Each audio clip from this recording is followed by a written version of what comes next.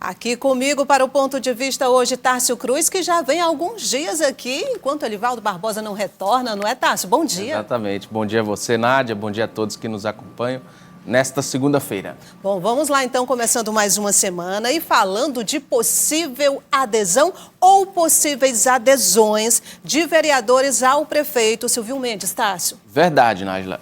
Tivemos essa reunião na prefeitura, o líder do prefeito Bruno Vilarinho e o vereador Deolindo Moura, do PT.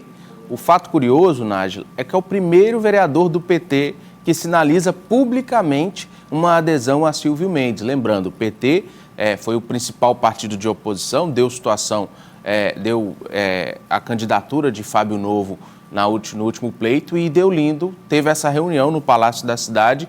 Como eu disse, é o primeiro a dar este passo rumo ao Palácio da Cidade, rumo à adesão à prefeitura. Nós temos aí um registro desta reunião e na volta a gente comenta a repercussão dentro do partido, que não tem sido muito boa. Bruno Vilarinho, vereador Deolindo, obrigado pela visita. Essa casa é sua. E agradeço aqui. Do tanto que é de todos os teresinenses.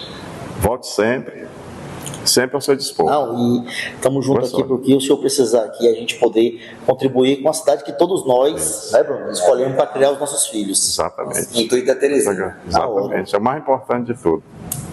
Obrigado. Tamo junto.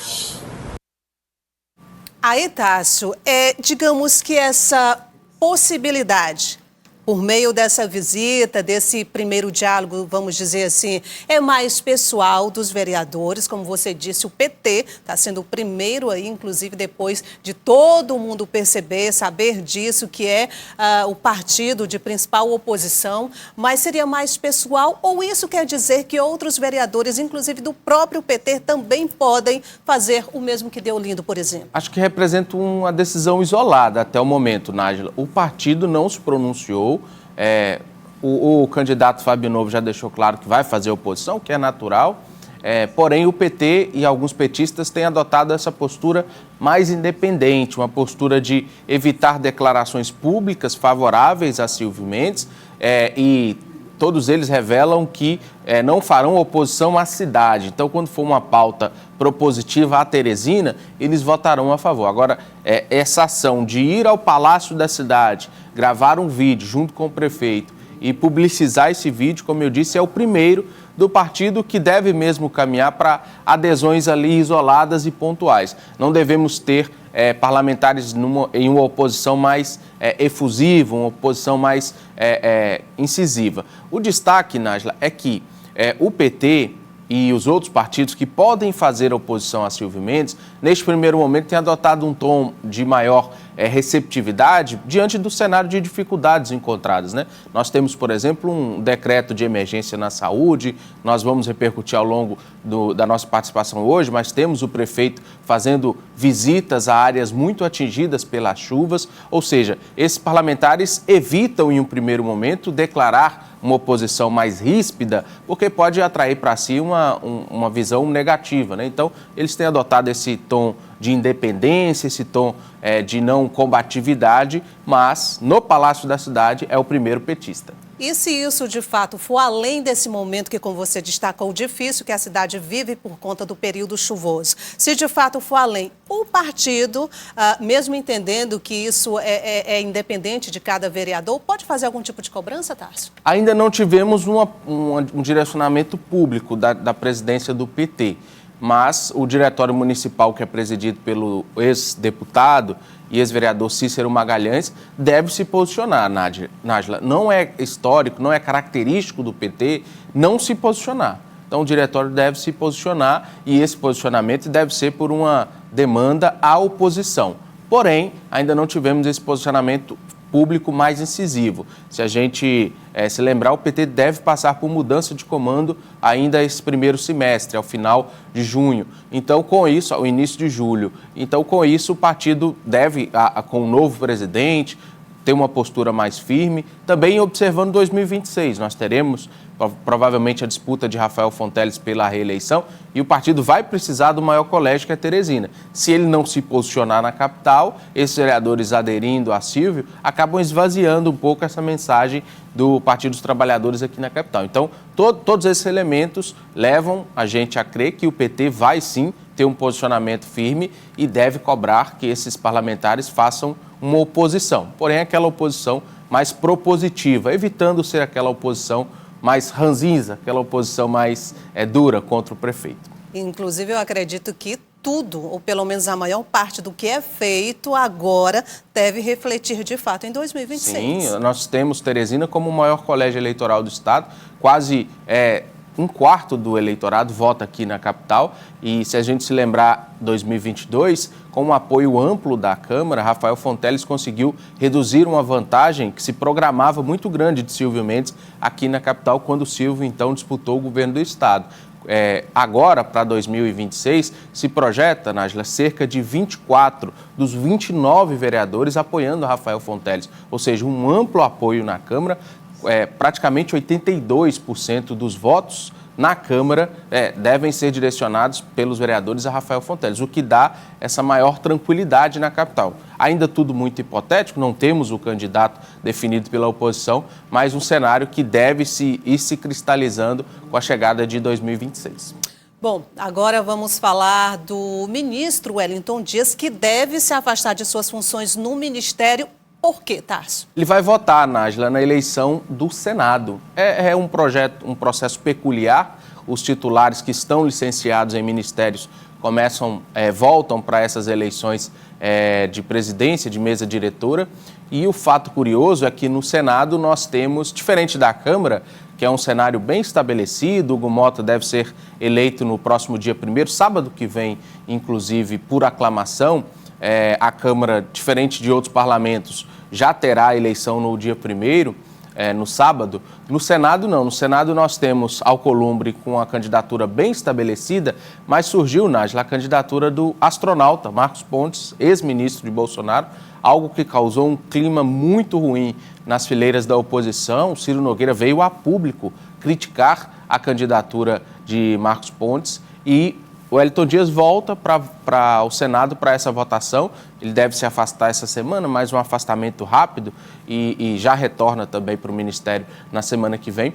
Mas chama a atenção como essa eleição no Senado pode criar um embaraço para a oposição, um embaraço que Ciro Nogueira classificou como desnecessário, já que temos 2 nomes apoiados pelo bloco de oposição.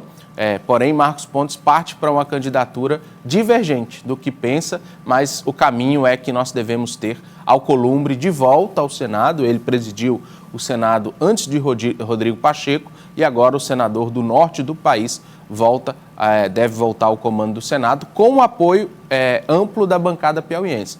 O indicativo é que os 3 senadores, tanto Wellington Dias quanto Marcelo Castro e Ciro Nogueira, devem votar em Davi Alcolumbre, um candidato que se alinha com o governo e também tem uma boa relação com a oposição. Surge também a curiosidade, Tássio. Marcos Pontes teria sido induzido, digamos, por um pensamento realmente próprio ou com influência de partidos, de outros políticos associados? O que a gente ouve nos bastidores, eu até conversava na sexta-feira com o próprio senador Marcelo Castro, e ele falava sobre essa tentativa de ganhar um protagonismo do senador, que foi astronauta, porque ele chegou até o Senado, Nájila, com um amplo apoio de Bolsonaro. Ele foi um dos candidatos ao Senado de Bolsonaro, porém chegou no Senado e perdeu o protagonismo, né? Se apagou um pouco ali em meio aos senadores e agora tenta retomar esse protagonismo. Ele é muito alinhado à centro-direita, deve disputar a reeleição para o Senado somente em 2030, porém tenta assumir esse protagonismo junto ao Senado. Mas a tentativa, de certa forma, saiu pela culatra, porque ele tem sido muito criticado por candidatos da oposição, tanto do Progressistas, quanto o próprio Ciro Nogueira e outros nomes da oposição têm feito críticas duras ao posicionamento do senador. Muito bem. Tárcio Cruz, o município piauiense de João Costa, que fica ao sul do estado, eu diria até extremo sul, não é? Fica ali na região de São Raimundo Nonato, a Câmara Municipal de João Costa vai realizar uma nova eleição para a mesa diretora. Na verdade, foi uma recomendação do Ministério Público. Antes de você falar qual foi o prazo, até quando essa nova eleição deve ocorrer, explica para a gente o motivo. O motivo, Nájila, é aquela velha recomendação do STF que os presidentes de Câmara insistem em não respeitar. O atual presidente tentou se reeleger para um terceiro mandato consecutivo, chegou a vencer o pleito, e o Ministério Público se posicionou contra essa normativa para que a eleição fosse refeita. Por isso, ele decidiu acatar essa recomendação do Ministério Público e agora a Câmara de João Costa realizará uma nova eleição para o próximo, para esse biênio que se inicia, né, para esse mandato que se inicia lá na casa. A gente já explicou em momentos anteriores, os presidentes de legislativos não podem se reeleger para mandatos consecutivos mesmo que seja em outra legislatura, ele já vinha de 2 mandatos, ele não pode se eleger pelo terceiro, e por isso a decisão do Ministério Público, algo que o STF já pacificou, o STF já determinou, foi até aprovado em projeto de lei proibindo. Então, um presidente de casa legislativa que presida por 2 mandatos não pode se reeleger. Então, por isso, teremos eleição em João Costa e isso vale para vários outros municípios do estado, onde o presidente legislativo tenta se manter no comando de câmaras.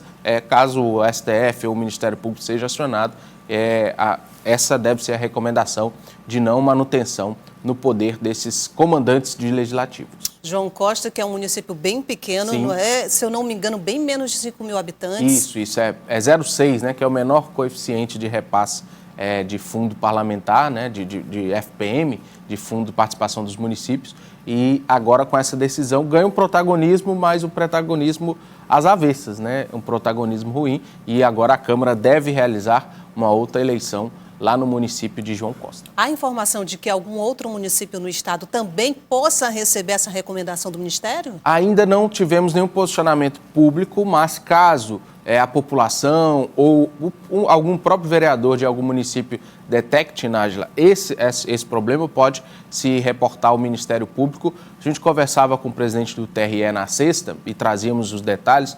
Ele dizia que a Corte tem cerca de 70 ações somente de impugnação de mandato, ou seja, um volume muito grande de processos junto ao TRE, e o TRE, claro, vai se posicionar e vai tomar essa decisão. Lembrando, a primeira instância analisa, é remetida à segunda instância estadual, o Tribunal Regional Eleitoral, e posteriormente pode ser remetida ao Tribunal Superior Eleitoral. Essas ações, por exemplo, de presidência, de legislativo, nem precisam chegar até o TRE, porque foi um posicionamento do Ministério Público que levou a essa decisão. Mas o presidente não descarta, Nájila, que a gente possa ter eleições suplementares em algum município do Piauí, que é quando o prefeito eleito é cassado, né, a chapa com o candidato a vice também é cassado.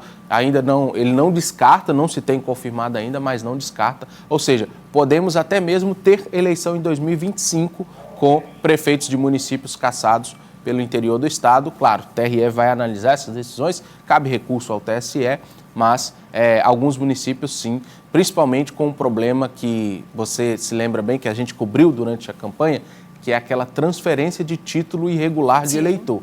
Temos municípios motivo, inclusive, de operação da Polícia Federal. Isso, exato. A Polícia Federal fez uma operação, está investigando. Tem municípios onde vários títulos teriam sido transferidos de forma irregular. Isso pode decidir resultado de eleição. Então, tudo isso o Tribunal Regional Eleitoral vai analisar ao longo dos próximos meses. 70 processos de impugnação no TRE. Quase 70, segundo eles, 69, a última análise. Mesmo assim, é um número considerado alto e, como você destacou, é possível sim que outros presidentes, por exemplo, de Câmara, prefeitos, como você também destacou, que já assumiram, podem então perder esse cargo, digamos assim? Aí são vários ilícitos que podem ter sido cometidos.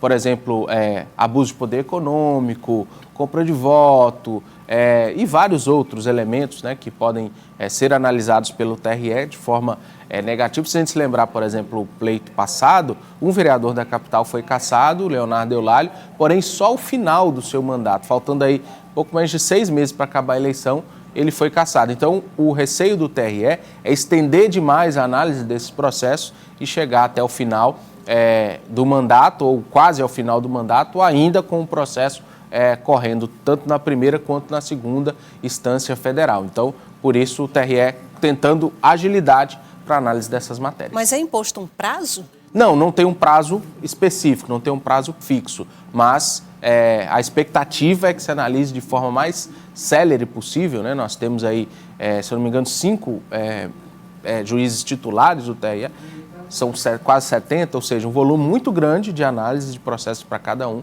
mas a Corte deve acelerar a análise dessas matérias para, enfim, não termos uma justiça tardia, né?